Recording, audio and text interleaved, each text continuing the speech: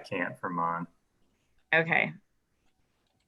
All right, so now we're recording this um, just to have a record of these discussions and make sure that we can capture all of the good comments and respond to those. So appreciate everybody being on. And I'm just gonna kind of briefly go through a little bit of the concept stuff, but you know, I know some folks were on the last call last week, so I'm not gonna go over that level of detail. But there might be some folks who jumped on today who missed that. So I want to cover just a little bit of stuff to lay the context and then kick off a discussion. We'll just kind of, we have an hour booked today. We'll kind of take as much time as we need. And then I'll say we're going to host these informal Zoom discussions the next 2 Wednesdays as well. So we're trying to stagger them at different times, try out the lunch thing today. We'll do another, afternoon, evening one next week and just kind of mix it up so that we can reach the most people. Because that's the big thing is just, sorry, this slideshow is from last time and I get forward here. We want to make sure that we're being inclusive of all of our user groups in this planning process and hearing from everyone, because this is really a community-driven planning effort at the heart of it. And it's pretty unique what we're doing here as far as coming to the public in such an early phase. Typically, kind of how we do stuff Forest Service-wise is we work with these user groups, as Jason was saying, Backcountry Horsemen, Southern Off-Road Bicycle Association, our trail running groups, our organized user groups to guide the plan. But what's left out is that public component that's not associated with a specific user group. And is so critical because we know that most of the people who use our trails are not going to be associated with those user groups. Although I will give the plug, they're great groups to get involved in and are the ones who have been doing a lot of the hard work to maintain these trails. So a great way to get involved, but we don't want to, we want to be inclusive of everyone, even beyond those groups. So I'm just gonna page through to the maps here, sorry.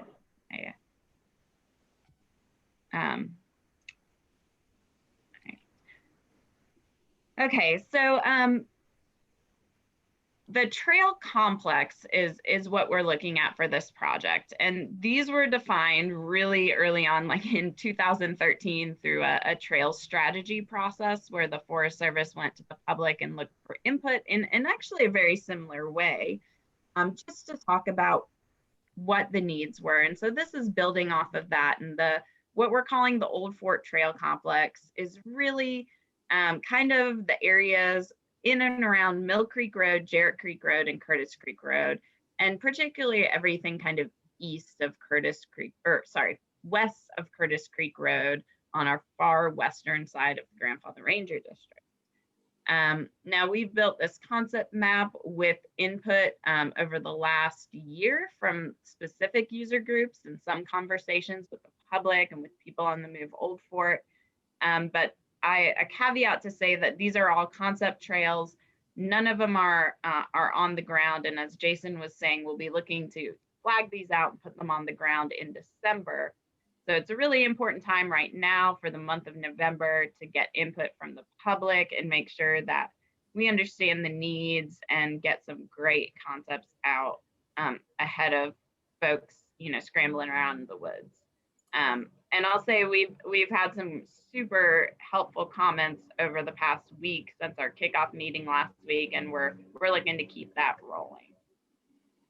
So we broke down the concept trails in the map into zones just for ease of talking about the trails, because it's a lot. I mean, we're talking about 20 to 25 miles of proposed trails on this concept map. And so just trying to organize how we can go through this. So I'm gonna basically go through the zones and kind of have an open discussion and start with zone A. But I'm really open, like if we want to flip back between zones, that's fine. If you guys have looked at this concept map prior and have comments, we can flip around. But I'm going to start with zone A and really just open it up for folks. And you can either type a question or comment in the chat box, or turn on your mic and ask us a question or comment. We're not muting anybody. We're just asking that if you're not speaking, you mute your mic for background noise. But really just want that open discussion and feedback. And so we'll start with zone A, and just to kind of geographically orient ourselves, this is the area around Mill Creek Road. You see Andrews Geyser on there. You see the Old Fort picnic area here, and the eastern end of Kitsuma.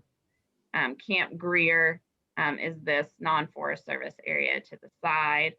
And also important in this, so the green shaded background is Forest Service land. And we are looking at fauna flora stuff off Forest Service land, but this project, this Pisgah National Forest decision, we're limited to what we can do on those green areas. So really, I'm just gonna open it up and ask if folks have questions or comments about anything that's going on here in Zone A. If you need more information about the background behind a trail, so on, just I'm gonna open it up.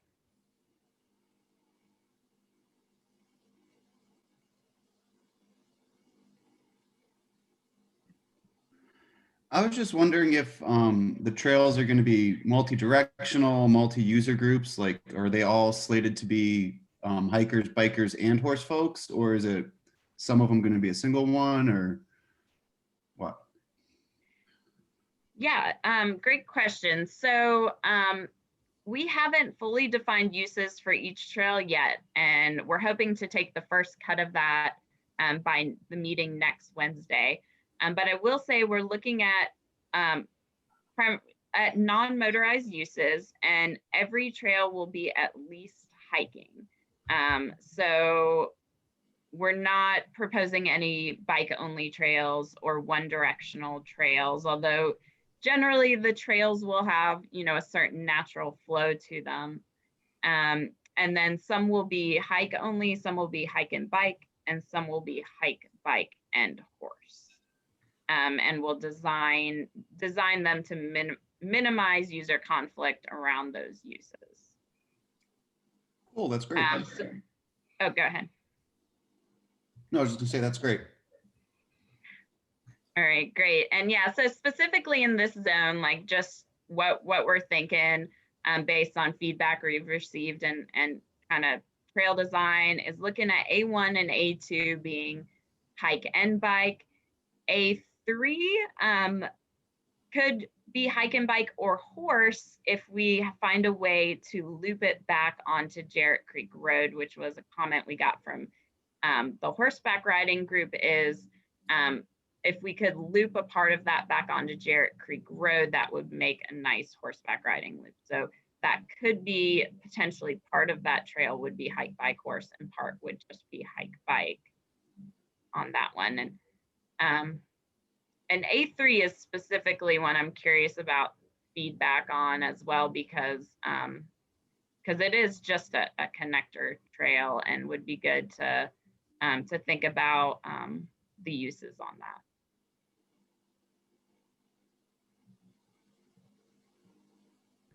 Can you explain what the user groups would be on the Camp Greer trails and fauna flora?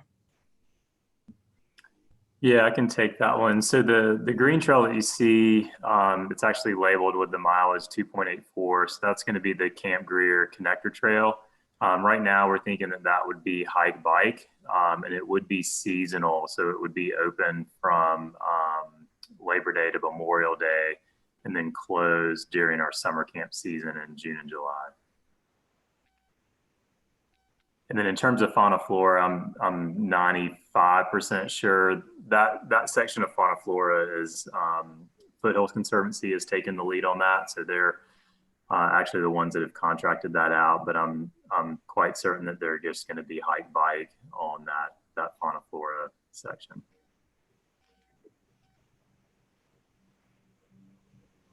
Thank you. And I saw that there's some comments in the chat box. So I'm going to go to those first. So from Tim, are there any plans to improve parking for the Point Lookout Greenway?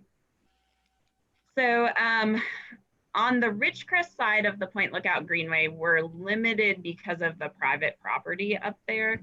Actually, most of the areas west of the Point Lookout Overlook go through private property, and the Forest Service only manages and owns the roadway surface and the right of way. So that's something that's been identified as a need, but the options are relatively limited there. The one thing we have been discussing on the Ridgecrest side is whether we could work to come to agreement with the Ridgecrest Conference Center to open up some parking. There's like a historic trail marker sign right at the intersection of Mill Creek Road and Old 70. Think about some extra parking there, because I know there is a need. On the Old Fort side of the Point Lookout Greenway, you know, same issue, and we've been directing people to park in the Old Fort picnic area, but obviously with more trails, more traffic, that's going to fill up quick as well. So we're just having some discussions with the county, trying to think about making Mill Creek more user-friendly, any options for opportunities off Forest Service land in that area. But it's a hard one because where the Point Lookout Trail comes down, there's just not a lot of Forest Service flat land. All the flat land there is private. And I noticed there's a lot of people logging in today from Old Fort, which is awesome. So, you know, like if there are private landowners, or if there's opportunities to work with private landowners on parking, you know, we'd certainly love to explore that. And then I think from, you know, part of the community driven focus of this is trying to come up with a way for people to park in Old Fort and ride into a lot of this network. And so that's going to be a DOT conversation, and how do we, you know, kind of work with DOT to make that more user friendly. So yeah.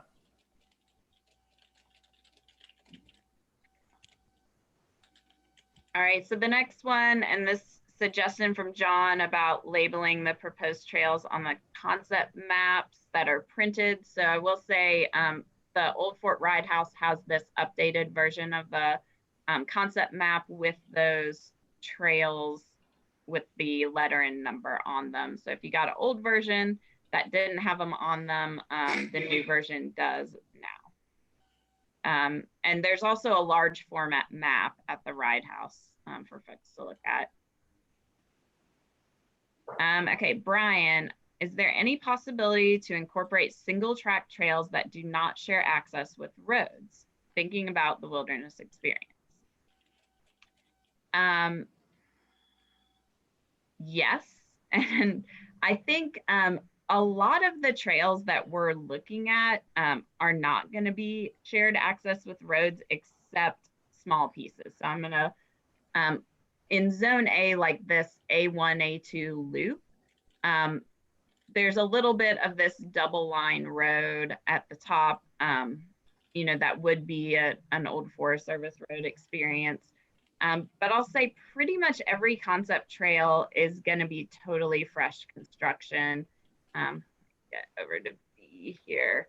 In the B zone, especially B3 and B5, totally new construction. We haven't explored there much yet, except to just lay out these trails virtually. But those would all be single track experience type trails, well, or a little bit wider, because those are the ones we are looking at least B3 for potentially horse, hike, and bike. And then especially these ones back up by the Parkway.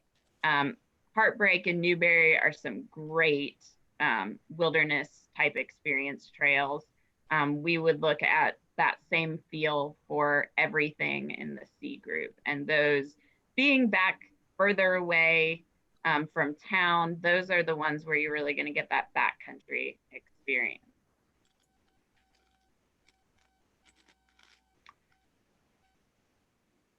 Okay, Evan, and this is one we've got a lot. Anything proposed to connect to Montreat area trails or toll road besides Heartbreak? Okay, so I'm gonna go back. Actually, I don't think any of these are quite zoomed out enough. So I'm gonna, sorry, this is the large map, but I'm gonna try to work off this. And Jason, can you type the link into the chat box for folks to get to that Google box on the G5 site for the map? Yeah. Okay. So I'm gonna try something new. I'm not the Zoom person, but I'm gonna try to annotate so that people can see. So the toll road kind of comes up through here. You see this blue highlighted, and then goes off the map, and it comes back here, and then it goes up here. The toll road is an interesting one because it goes through Forest Service, but it's not like a Forest Service numbered trail. It's shared by a lot of different ownerships. So one of the things that I'm trying to look into is where, if possible, we would be able to meet that trail and what that would mean as far as public access. Because when we're designing Forest Service public trails, critical element is that there is public access to those trails that is maintained, in perpetuity through some mode. So like, through an easement or through something that that we can guarantee that there'll be reasonable public access, like a public to public lands connection. So that's one of the things that I'm trying to look further into with the Mount Mitchell Toll Road. I know we've never really had a problem with access there, but that's definitely a question that would come up. The one area we were scheming that would be possible is if you follow, I'm gonna put a red line here, potentially off Paris Creek Road. There's a ridge, and you could take it around here north of Heartbreak, or come up a creek and take it here where it hits Forest Service. But we haven't looked at any geospatial stuff, so that's something that we're gonna look at because we've heard that comment over and over. And I see somebody saying the toll road is currently seasonal as well. I will say, I know because I live in Black Mountain that some of those seasonal closures are based on access through private property and hunting season. That although we can talk to folks, we don't have the influence to change the designation of a trail that goes through private land.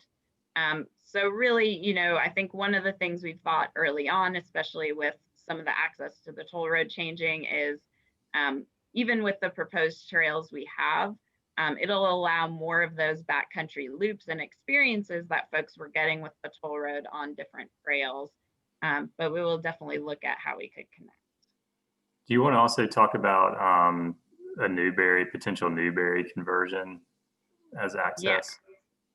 Yeah, so part of our proposal, and we got a lot of feedback on this on the first call and through emails, is changing the designation of Newberry Creek from hike only to hike and bike to facilitate that backcountry loop with the Heartbreak Ridge Trail and the new Iron Mountain Trail. So looking for feedback on that. Everything we've heard so far, it sounds like folks are on board to see that as a bike and hike trail. But if folks have feedback specifically on that, we're really wanting to know if that makes sense.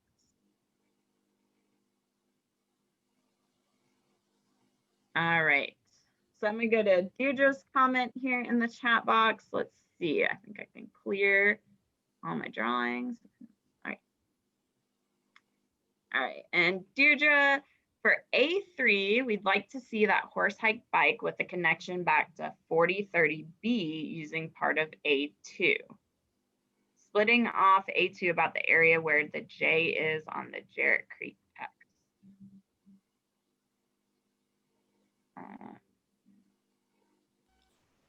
Okay. So I see, okay, where it would come across.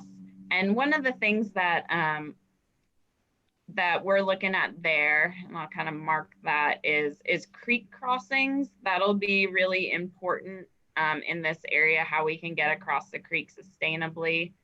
So that'll just be one thing to think about, is, you know, like minimizing creek crossings across Jarrett Creek. So I think, Deirdre, you're proposing something like that to make a loop. And I would say, you know, I think that is an option there. You know, the other thing we could do is have, you know, some kind of loop around like this, and then keep that connection. But that's one of the changes or additions we'll look at in the next iteration of this map, because I know for horseback riding, if that's going to be a use of A3, that it'll need to loop back to Jarrett Creek in some way.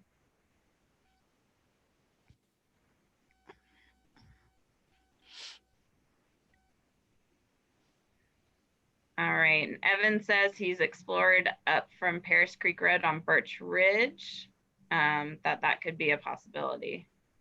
Okay, great, that's awesome feedback.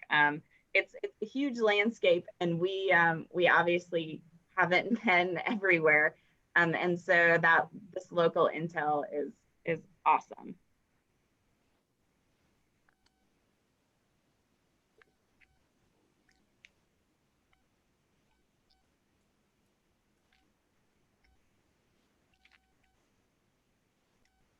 All right. Okay, so you mentioned marking in the trails. What is the long-term timeline in terms of feedback, approvals, phasing in, etc.? So let me get to.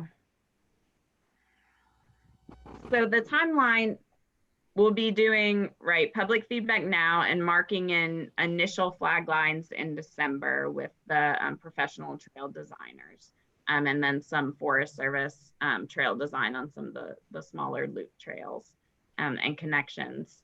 And then in January, we'll be releasing a public scoping letter from the Forest Service to the public, which will show that plan of basically what they found in the woods and what they marked.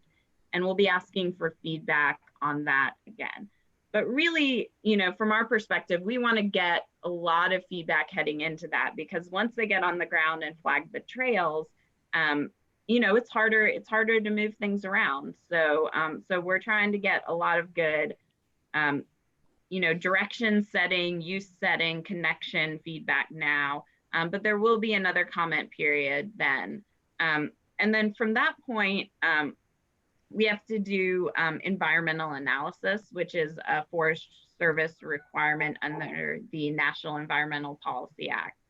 And that includes surveying to make sure that we're not impacting any Native American sites, we're not impacting any rare or endangered plant species, making sure we're protecting water quality, all of those things that as a federal land management agency we're responsible for. So that process takes a while, and we're hoping that that'll take us until fall of 2021, in the October timeframe, to have a decision approving construction of these trails. But that's just a decision. So that's at the point at which we could start digging ground is likely going to be fall of 2021. And then Jason, do you want to talk about kind of timelines beyond of when folks could actually see these trails on the ground? Yeah, so we're trying to raise the money to build the actual construction funds. We're trying to piece that together while we're doing this planning, design, and environmental assessment. So, you know, in an ideal world, you know, we will be able to go straight from having the decision memo signed to actually contracting with trail builders to do the work.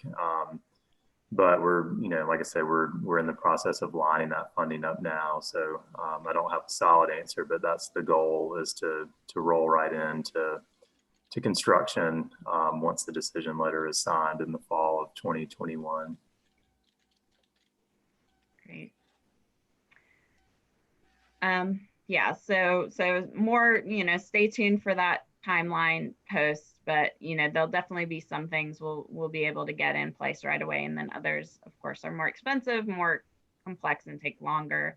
And then part of the question was also about kind of the type of trails we're shooting for, beyond use, technical versus raw versus flow trails, berms, etc.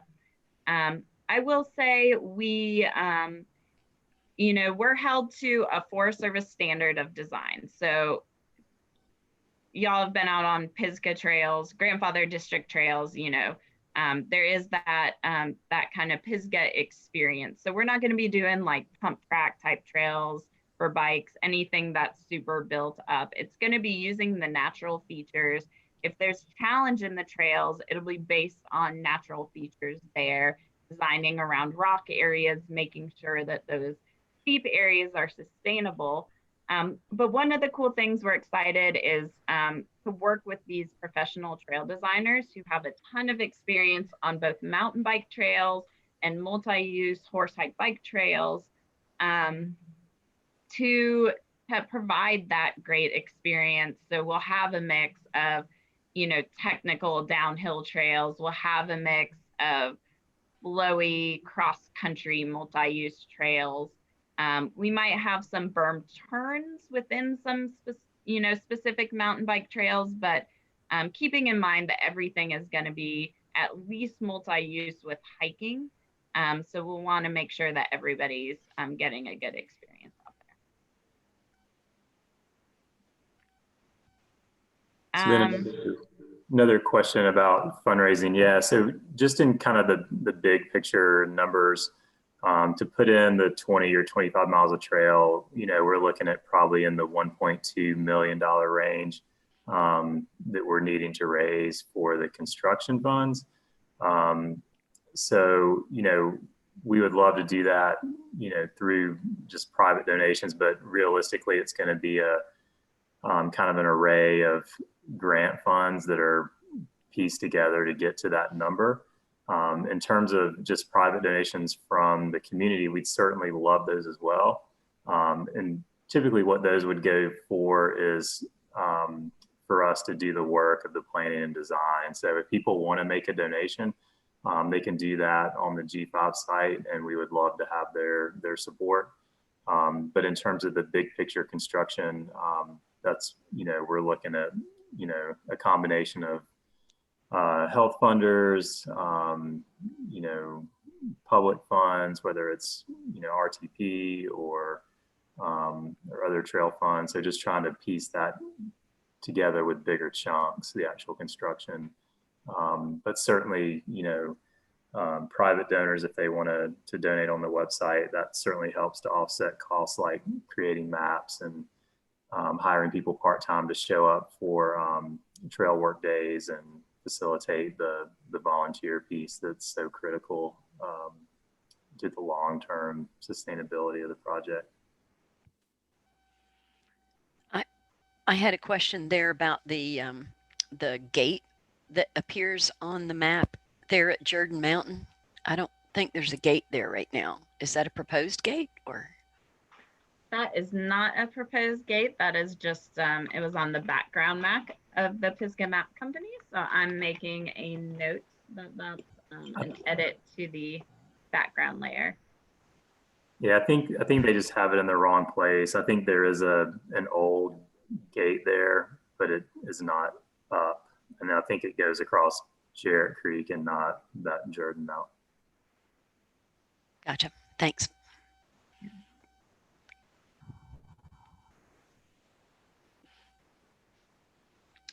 I did have a question. So you mentioned something about looking at user groups on Wednesday. I know you have a meeting on Monday and Tuesday with the bike group, but what's Wednesday? So we'll be having another one of these informal Zoom meetings Wednesday, and my goal, whether realistic or not, is to at least have a first cut on which trail will be designated for which user by this informal meeting next Wednesday. So basically, to have a second iteration of the planning map by next Wednesday, which is kind of halfway through our public participation, just to show how we're responding to the feedback we've got in a visual way, because we've got some really great feedback that's gonna help us drive some of these refinements. Thanks. And what is it appears to be a paved road that comes southwest on Curtis Creek Road that intersects with that B3. I wasn't familiar there was anything out there, but yeah, that one doesn't exist as well. And I drove up Curtis Creek Road for that specific purpose of making sure that both of those roads that cut south into the forest there, that they don't exist. Although it would be awesome if one of them did, because that means a bridge across the creek. But no, the only way to get across Curtis Creek, basically in that whole zone south of Newberry, is at Jarrett Creek Road until the road crosses. And I will say the other thing that I saw when I was up there looking around is this area right here, where this trail's proposed to come back in. That is the we call it the old Warden House on Curtis Creek. There's a kind of popular dispersed camping area there, but there's a potential parking lot there that's already big enough for about 5 cars and could be expanded if we can get the trail over there. It's just a question, and we've heard from people that they like that connection to be able to make loops. So I think it does make sense as a connection, but still looking for more feedback on, you know, the importance of this B3 connection back up to Curtis Creek Road.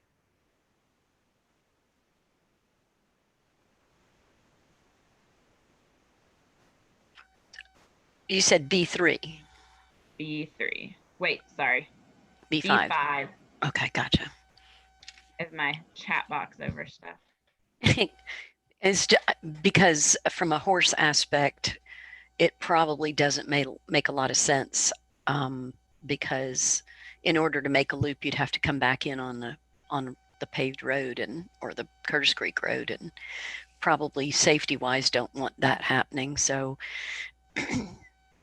from a horse aspect, I don't see B5 being a value, except what is the connection back to 4030?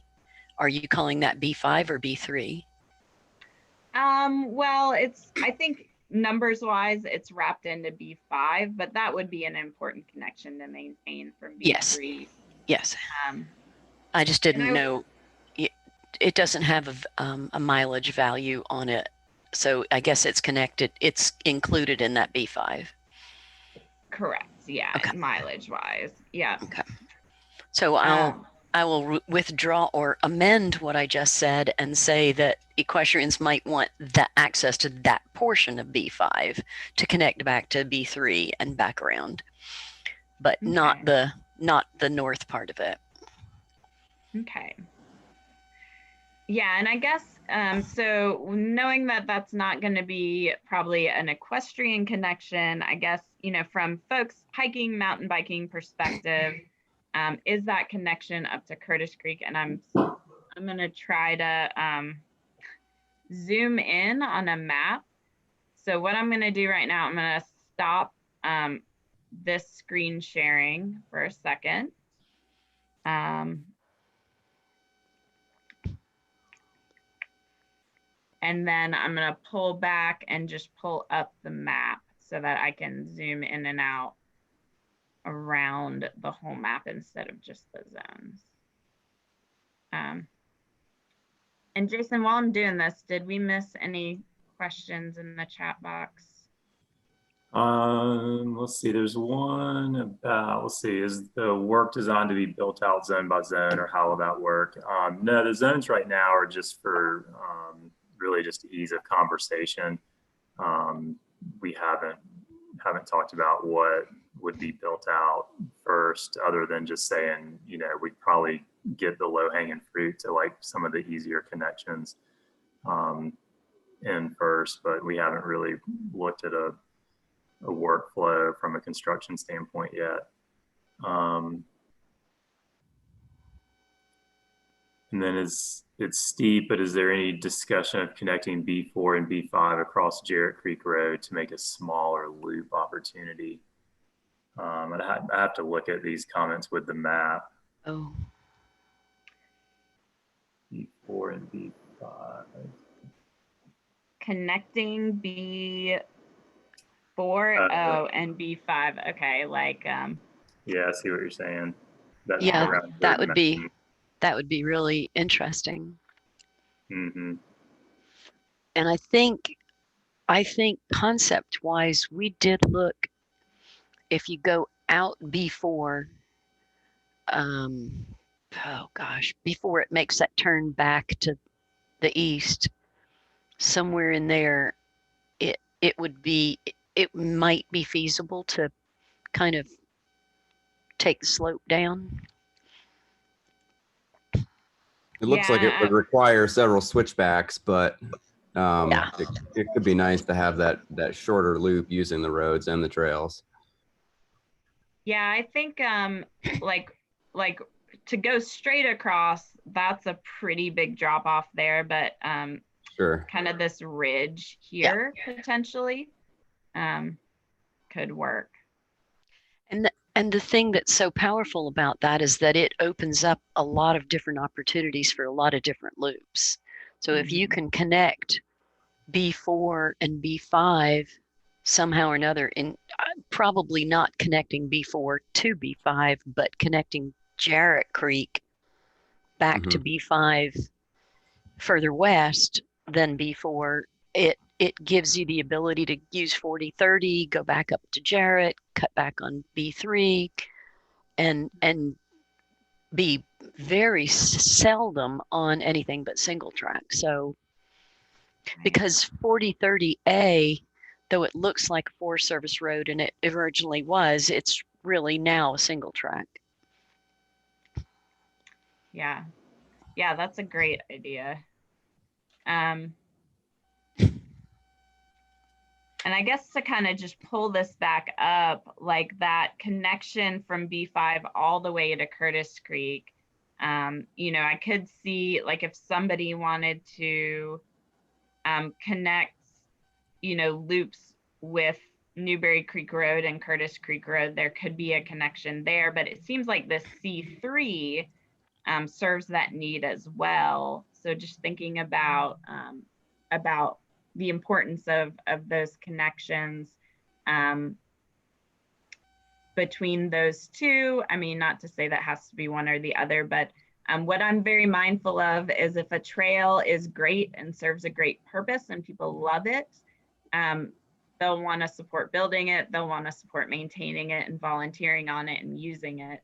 If a trail doesn't serve a great specific purpose, then it tends to get grown over and go back to nature. So we were trying to be really thoughtful in that. I think for clarity, it would really help to label that portion, that lower portion of B5 as B6, you know, and completely, because you can't really talk about it without looking at, you're going to end up saying the lower part of B5 and the upper part of B5. And Right. Okay. So in any of these questions that we're posing, like, folks stare at the map, want to think about it.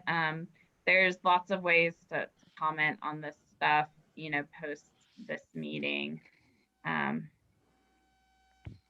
send me an email or comment on the G5 website. And Jason shared the link. There's a comment box there.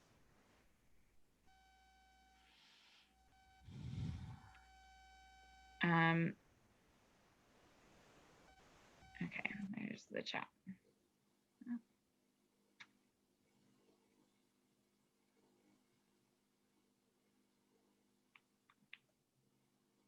Okay. I did want to kind of point out one thing that we've had a few comments about that Jason and I have been talking about, is a connection from this Bernard Mountain Road back down to the bottom of Point Lookout. We've had several people ask about making this connection as a kind of a package with like the Kitsuma experience and using Point Lookout as a climbing trail for multiple downhill options. And so Bernard Mountain Road is here.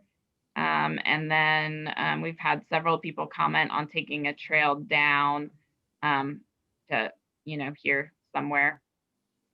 So that's something that we're going to look at as an option.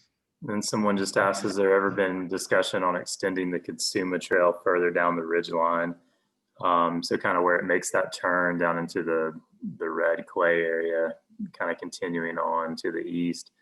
I would love to see that. I've looked at the McDowell GIS a little bit. The challenge is just how do we get out of Forest Service land and back to a road?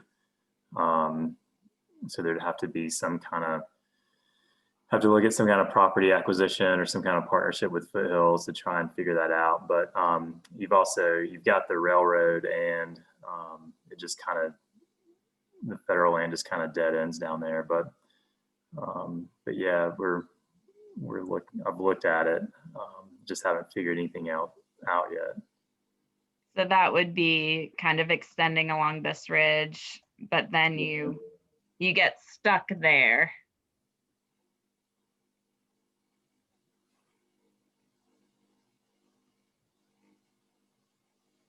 Okay. Yeah, and that's definitely one of those sideboards, it has to start and end on Forest Service, or in a public access easement. So if it's Foothills land, if it's state land, or if we have some kind of easement like with Camp Greer. Yeah, if you know anybody that owns a land over there that wants to donate it, you can contact Foothills Conservancy. Yeah. The other thing that we would love to see is some kind of connection down to town. So there's like this old road here that goes around Bergen Mountain.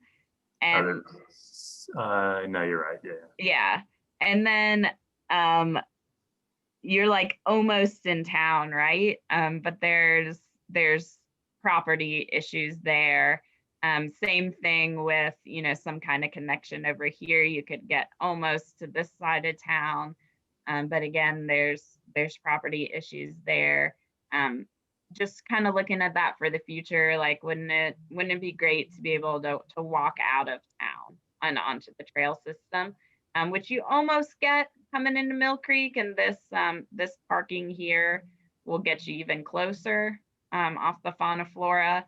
But there's some opportunities if we had, partnership with private landowners for land acquisition.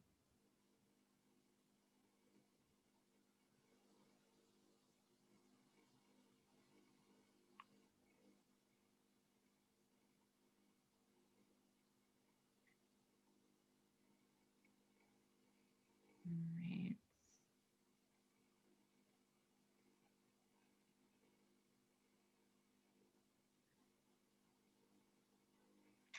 Anybody else? Any other questions or comments or areas you want me to kind of zoom to?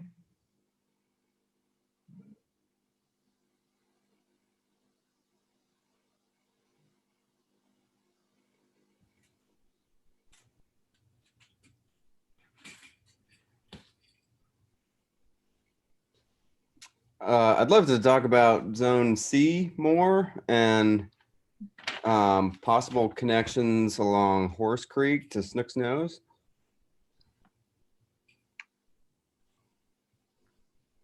Yeah. So this Horse Creek, you guys can see my Horse Branch, hand, sorry. right? Horse Branch. Yeah, so one of the things there, right, is the private property, but I know we have a fire line. Have you been on there? There's a like a social trail that connects down to Newberry Creek from Snook's Nose. I haven't been on it, but I've seen it from the Snook's Nose Trail. Okay, I'm trying to recall what ridge that was on. If it was, I I think it's just left of the 211 mark. Yeah, right around there, if I recall correctly. I think it might be like this-ish. Because that, the Forest Service does join the road there. So I guess, So one thing I wondered about was if I wondered if a trail could come down Horse Branch and then head west, kind of paralleling Newberry Creek and tie in with C3 somewhere higher up to avoid that private property and still get that loop connection. so maybe, you know, somewhere higher up in here or to come across. Whatever is most feasible with the terrain. That one further to the west is certainly shorter, maybe steeper. Right, I maybe don't more know. like this, probably. Yeah, somehow. So I guess tell me more about like what would you see as how you would use that trail? Like, are you thinking like it would facilitate some good backpacking loops up there or hiking? Yeah, I think one thing I would be interested in. I love all these concept trail ideas, especially as a mountain biker. But I would also be interested in creating more backcountry hiking experiences. And one thing I commented on an email was designating everything southwest of Newberry as hike and bike, and everything to the north as hiker only, and maybe creating some connection between Newberry Creek and Snook's Nose, Laurel Knob, and then all the way over to Curtis Creek or Forest Service Road 974. So you could make bigger loops with Lead Mine Gap and just connect everything all together. Yeah. But that, those could be two separate things without that connection through Horse Branch. But having something between Snook's Nose and Newberry Creek would open up an opportunity for a bigger loop there. Okay, yeah, that's really good feedback. And I'll say we haven't proposed changing Snook's Nose from hike only because I think just how that trail is, it makes more sense as a hike only trail. And people are getting a good experience from that, hiking up to the Green Knob Fire Tower. And then, I think there could be some opportunities, with connections from some of these roads. I could see that. But the other thing I'll mention is kind of the Mackey Mountain area. And, Jason and I were talking about this yesterday. So it's not really included in this trail complex. We're really looking at everything west of Curtis Creek Road in the Old Fort area. And I think there are some really good opportunities to, redevelop a backpacking route around Mackey Mountain. All those trails have become overgrown. Every time we try to open them up, they grow back together. but if they were really well-designed trails that people would want to get out on and help maintain, there could be a great opportunity for like a hike only loop or in the Mackey Mountain area.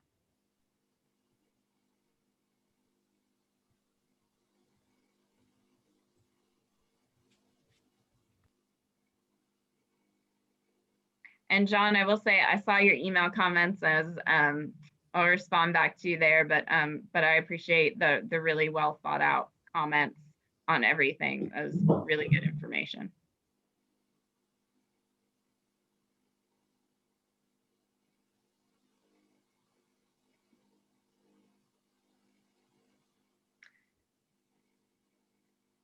All right, so we have like 3 minutes left. Does anybody else have anything?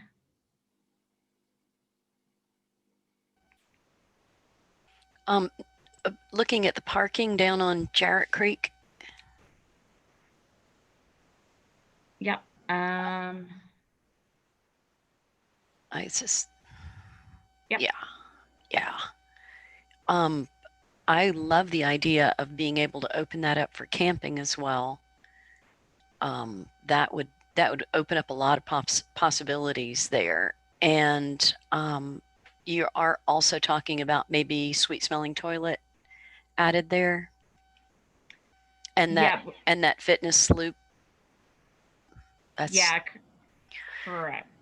Because when we're talking about inclusivity, you know, we also need to keep that in mind, that there are other people who want shorter loops and easy loops, and I'm really excited about that. So close to Old Fort, and it's going to give folks that need a shorter or easier experience a really good entree into the forest there. Yeah, and that's one that that we're super excited about too. Of, you know, first of all, having a restroom is you know, part of accessibility for you know, for folks at that spot. So having restroom facility, a mile-long loop, creek access for swimming or water play, or fishing, is going to be a really great community asset.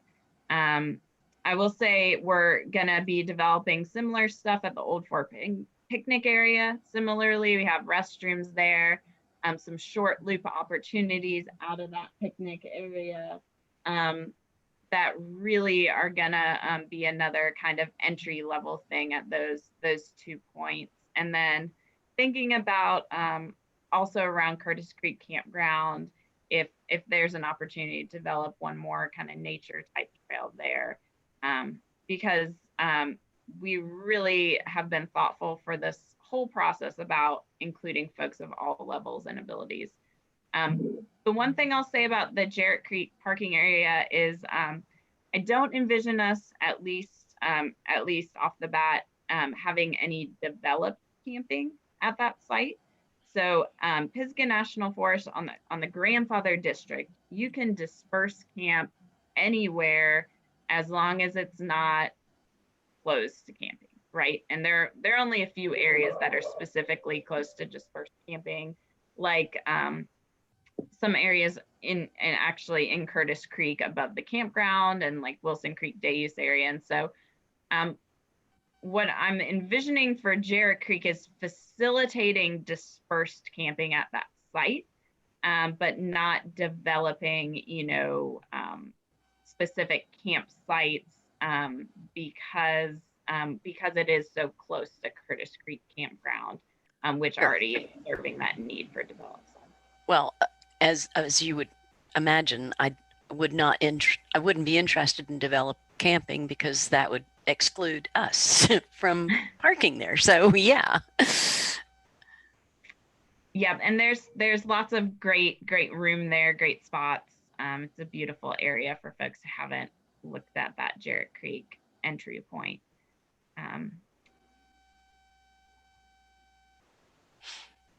The other thing, we'll be looking at expanding parking around Catawba Falls. So those will be the 2 potential parking expansion projects. And I see it looks like you need to add a new item to the legend there.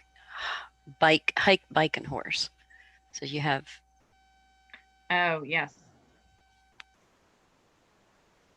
I didn't Although think, we don't have any hike and horse only proposals in that area, I don't think. no, but what that's referring to is, sorry for scrolling, is the Buncombe Horse Trail, which is a hike and horse. Ah,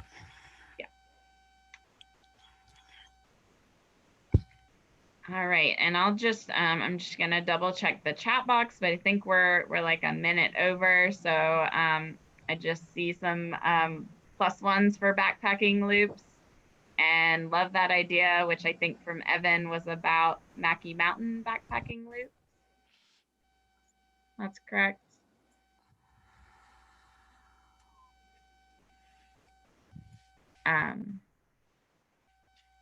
But I guess we'll kind of close it down for today. I know Jason had to jump off, and I just want to say thanks everybody for joining, and just kind of having an open discussion. There'll be more of these. Tell your friends, and stay tuned to the G5 webpage and Facebook for that announcement of the time for the next one.